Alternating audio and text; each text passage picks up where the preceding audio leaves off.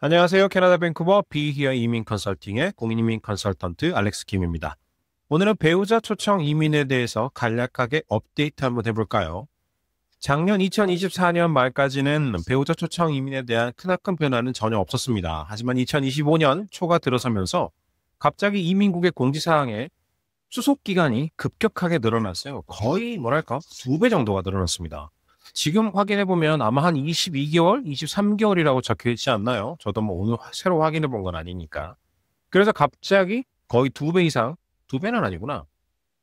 기존에도 빨리 나왔던 친구들은 저희 뭐 아시안 친구들은 수속 기간이 빨랐지만 이제 또 다른 나라 친구들은 수속 기간이 그렇게 또 뭐 한국 친구들처럼 아시안 친구들 빠르진 않았으니까 저희도 뭐 굳이 확인하고 싶지도 않고 저희 케이스들만 잘 나오면 되는 거 아니겠습니까? 그래서 8개월에서 12개월 정도 만에 대부분의 케이스들은 지난 몇 년 동안 꾸준하게 그 정도의 시간이 걸려서 끝이 났었습니다만 2025년도 2월 달인가 제가 기억을 하고요. 그때 당시 갑자기 배우자 초청, 인앤아웃 전부 다 24개월 정도로 23개월 정도로 이렇게 급격하게 숫자가 늘어나면서 뭐 월가월가 말이 되게 많았습니다.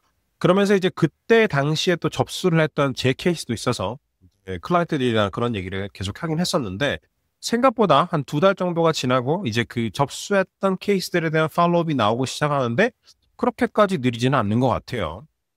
물론 이제 앞으로 진행이 될 케이스들도 팔로우 해봐야 되겠지만, 기존에 몇 달 전까지 진행을 했던 새로운 케이스, 접수했던 케이스들은 아직까지 전반적으로 무난한 상태로 진행이 되고 있는 것 같습니다. 배우자 초청은 뭐 거의 매달 한 개씩 이상은 꼬박꼬박 접수를 하는 것 같아요.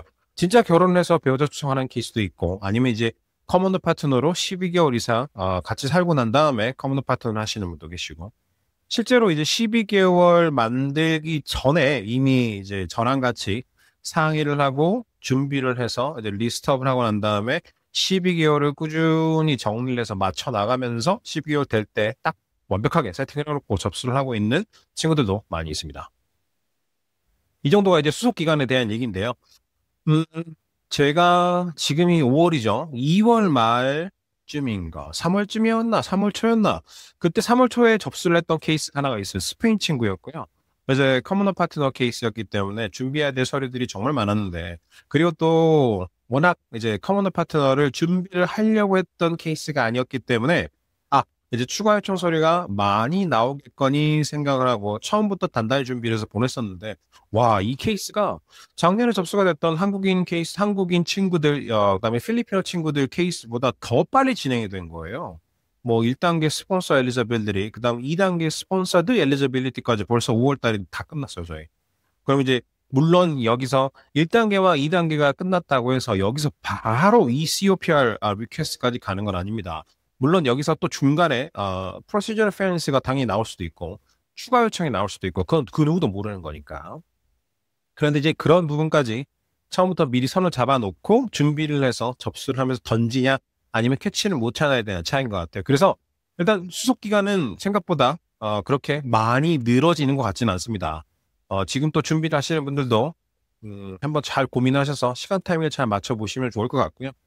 그리고 또 이제 배우자 스폰서를 신청을 하게 되면 내가 또 오픈워크 퍼밋을 배우자 스폰서를 받는 사람으로서 이미 신청을 했기 때문에 오픈워크 퍼밋 신청할 수 있지 않습니까? 2023년도까지만 해도 미친 듯이 늘어났었는데 다행히 이제 24년부터는 점차 수속 기간이 줄어서 이것도 역시 4, 5개월 정도면 지금 슬슬 뭐 나오고 있는 속으로 많이 줄었어요, 진짜.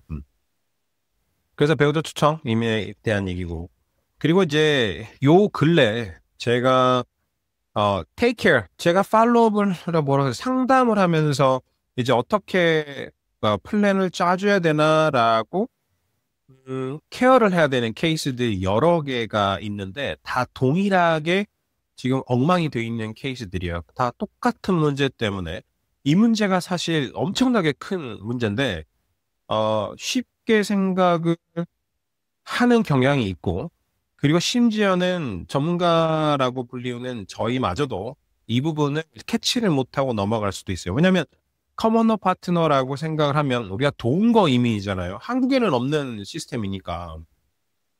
뭐 필리핀어들은 이제 커머너 파트너가 너무나 당연히 되게 뭐 자연스럽기도 한데 다른 나라 친구들 같은 경우에는 커머너 파트너에 대한 내용도 잘 모르고 근데 한국 사람들이 결혼하지 않고 페이퍼상으로 묶이지도 않으면서 같이 동거만 했다는 이유로 내가 배우자하고 동일한 이런 자격 요건을 주면서 영주권을 신청해 줄 수 있다고 하니까 너도 나도 이제 기회를 만들어 나가는 커플들이 많이 있죠. 뭐 나쁘다는 건 아니에요. 이것도 둘의 서로 간의 상호관계가 정말 사랑을 엮고 미래까지 약속한 사이거나 아니면 이제 거기를 위해서 진행할 수 있을 만큼의 동거의 시간이 있다라고 하면 커먼드 파트너도 우리에게 하나의 중요한 전략적 자산이 될 수도 있죠.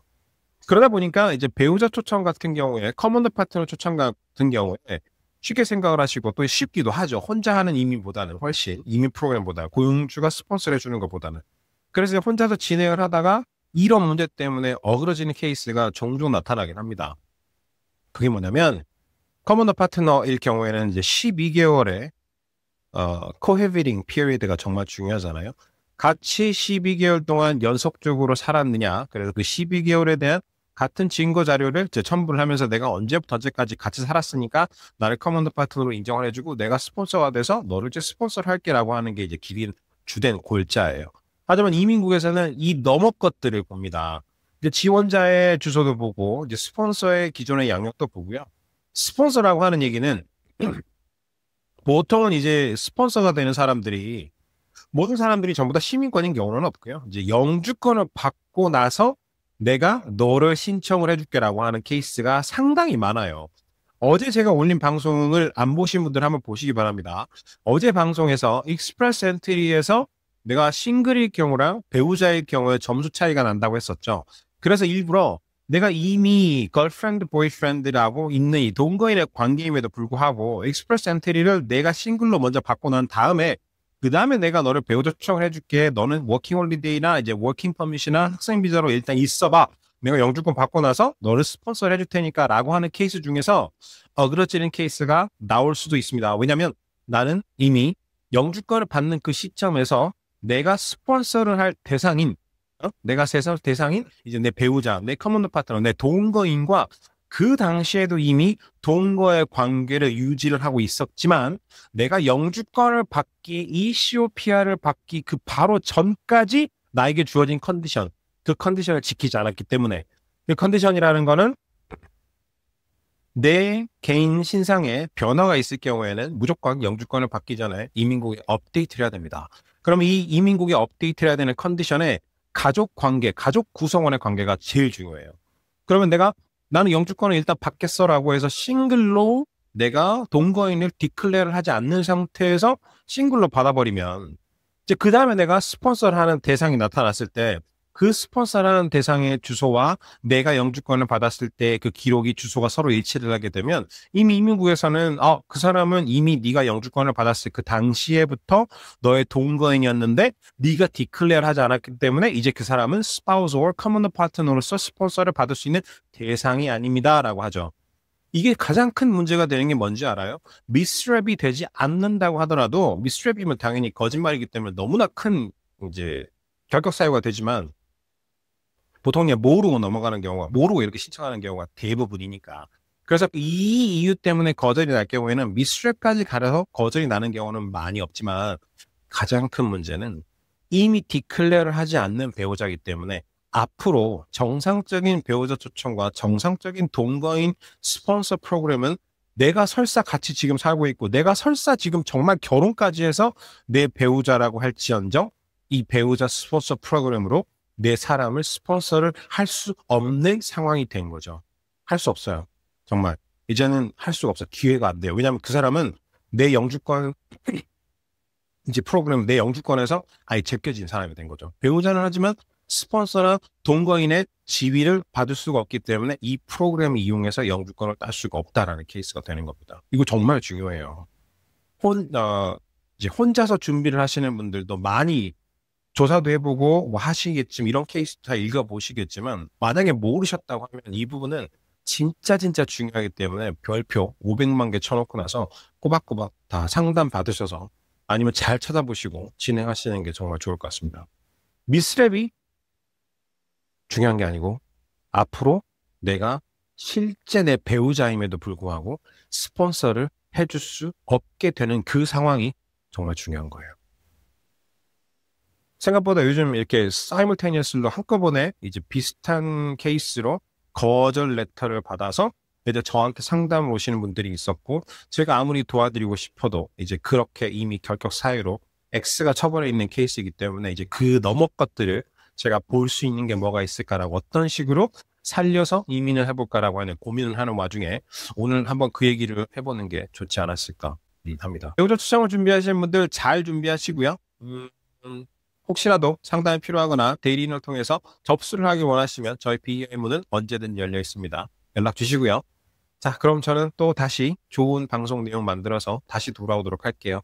내용들이 정말 많이 쌓여 있어요. 레나 이민성 장관에 대한 내용도 써 있고, 그 다음에 저희 KPIC에서 주최했던 이민국 오피서들이랑 같이 했던 NCIC라고 하는 그 컨퍼런스도 있거든요. 이틀 동안 했던 거. 물론 제가 참여하지는 못했지만 그 내용도 저희가 분석을 해서 드릴 수 있는 내용을 다 전달해두고 싶어서 지금 막 칼럼도 쓰고 내용도 정리하고 있는데 오늘은 일단 배우자 추천에 대한 얘기로 방송 마치고 내일이나 모레 다시 잘 정리해서 돌아오도록 하겠습니다.